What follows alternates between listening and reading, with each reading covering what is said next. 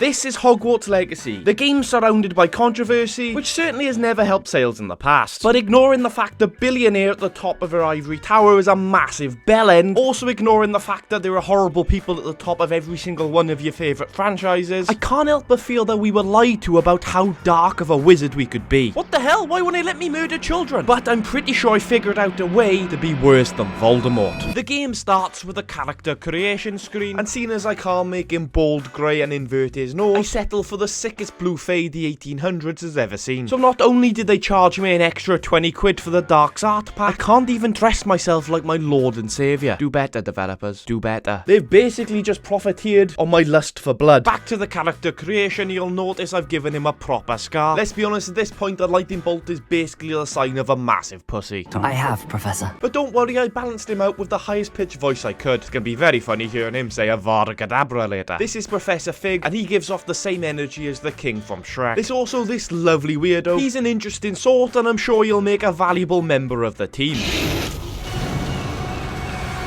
Holy shit! After a death-defying escape from a fiery dragon, magic happens and I wake up in a cave. Fig gives me a bottle of something that should take the edge off. And remember kids, if an old man offers you something when you're feeling down in the dumps, it's probably okay to drink it. We then get to tutorialize for a world that, if I'm being honest, is absolutely stunning. I can't wait to get fully immersed in this massive open world. Doesn't let you throw yourself off a cliff?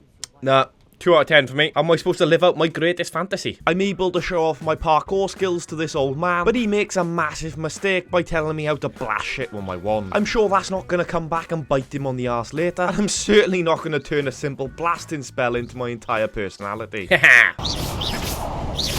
Dude knows how to take a hit. We build bridges, then touch a magical wall. Then suddenly we're in a bank and I'm given my first task. But little did I know this could be the hardest mission in gaming history. Jesus Christ, this goblin sleeps like the fucking dead. But there's nothing a gentle clear of the throat can't sort out. He takes us on a definitely safe roller coaster, which if I'm being honest, is entirely unnecessary. Imagine explaining to the poor engineer that we need to do a couple of barrel rolls just for the shits and giggles. The goblin leads us to the bank vault, and I'm definitely not bit of a prick. God damn, that goblin's got some serious goddamn plot armor. I bet that comes back right at the end. He doesn't take my practical joke too well and locks us in the bank vault. It was just a joke, mate. Please let me out. I really don't want to suffocate in here. And all this dust is really aggravating my allergies. Thankfully, I'm able to tutorialize my way out, but we end up in our first combat sequence. And this is where the game really excels. It's actually really satisfying blowing my load onto the chest of these old stone dudes. I dominate them with ease, but they might just be gentle with me as it is my first time. Teach me Avada Kedavra, you bitch! With them defeated, my reward is this floating bottle thing. As a naive 15-year-old, my first instinct is to drink it. But Fig's like, don't be daft, you silly prick. To get high with this shit, you gotta pour it into a bowl and stick your face in. I hallucinate some boring plot stuff, and even as I skip over this now, I'm realising it was probably quite important to my entire experience. But unfortunately, my hallucination is ruined by the big bad. And I'm using the word big there in a very liberal sense, as this guy is quite literally a little tiny goblin. But unfortunately, before I get the opportunity to blast him with my wand, big sword dude rises from the floor and takes a swing at the little bitch. Shame he's got a shit aim, like me after I've had a drink.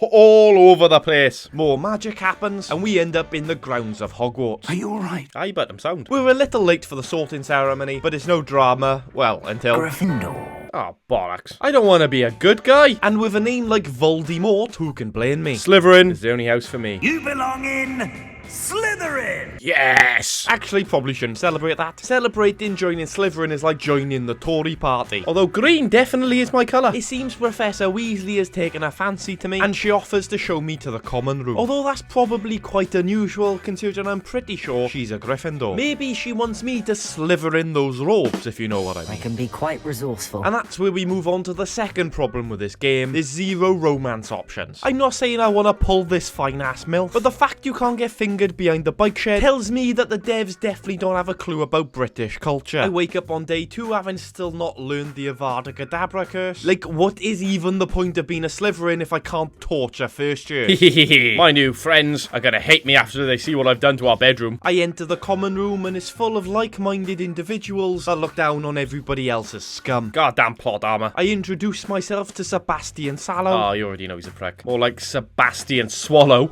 And he swallows that soggy biscuit. Posh bastard. I'm just saying, let's be honest, he looks the type. Moving on from my tirade against posh public school boys, but not in a Gary Glitter sort of way. I've got to meet Professor Weasley outside of the common room, and that's when I discover my real magical power. Jesus, this dude's fast. Look at him, super sprint. Professor Weasley gives me a magic book, then gives me a quick tour of the castle, before telling me I need to attend both my charms and defense against the dark arts class. Professor, I'm charming enough. Funnily enough, she disagrees, but I'm the new cool kid, so I decide to go on the Mitch and fuck off charms class. For you muggles out there, Mitching is the act of truancy, and not this definition I found on Urban Dictionary. So I make my way to the defense against the dark arts class, but it turns out I'm the dark art these kids need to be learning about. God damn it, I'm trying to kill the Gryffindor. I enter class and Ginger Swallow are battling it out. Thank God this is a British school and not American, because 9mm shots are less easily defendable. The teacher turns up late, which if I'm being honest is another trait of a British comprehensive school. She then breaks the Child Disciplinary Act of 1997 by practicing magic on a student. Yeah, just saying, just because I was floating there, doesn't mean I could have gone Avada Kedavra, bitch. She teaches me the Levioso spell and has me practice on a dummy. After that, she wants me to practice against a dummy that can fight back, so she sets up a duel with Swallow. I've got something for this bitch. It turns out I got more than something, as I counter his initial attack, send him in the air, then batter him with my witchcraft. Get wrecked, bitch. Thank you very much. I wreck that noob. The professor is well impressed at my skills with a deadly weapon and rewards me with points to Slytherin. Yes. After class, Swallow's like, yo bro, that can't have been the first time you ever used a wand like that. So I flex on him and tell him it was my first time. Although to be fair, this was considerably cleaner than my last first time. After that, I decide to wander the castle for a bit. Ooh, a cat. Oh, good putty cat. Oh, look at that. And that's when I discover exactly how evil you can be in this game. Oh no, the Hinton's gonna hate me for that one. I wish I could say this was a one-time thing, but at this point this game basically turned into a torture the pussy simulator. But you gotta be impressed with my form during this Accio spell.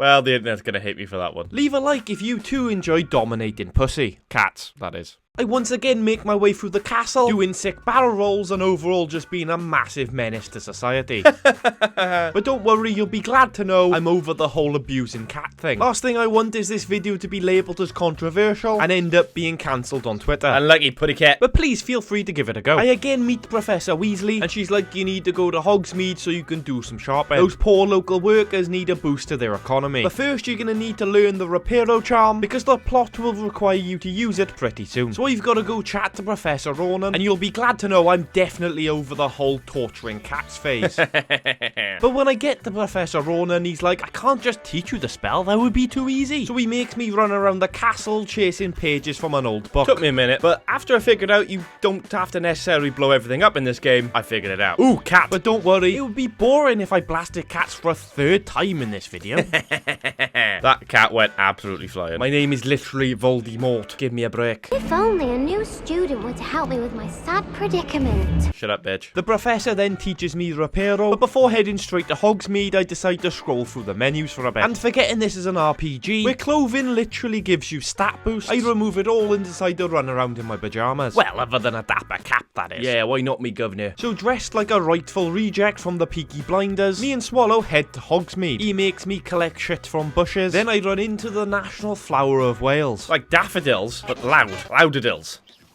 No, I can do better than that. I'll fix it in post. Make sure I add something funny in there, bud, alright? No, I don't think I will. You should try being naturally funny and not relying on me to dig you out of the grave all the bloody time. After what feels like an insanely long trip, we run into what I assume is another teacher, but he's pissed as a fart in the middle of the afternoon. They obviously don't run background checks in the wizarding world, which actually explains why so many of their teachers end up becoming bad guys. Alcoholic teachers aside, we eventually get to Hogsmeade. Remember, have fun. Have fun, he says. I'm literally in my pajamas. Apparently, I'm not packing. I buy a wand from Ollivander, and I'll bet you I'm the only creator that doesn't make a crass innuendo. 10.5 inches?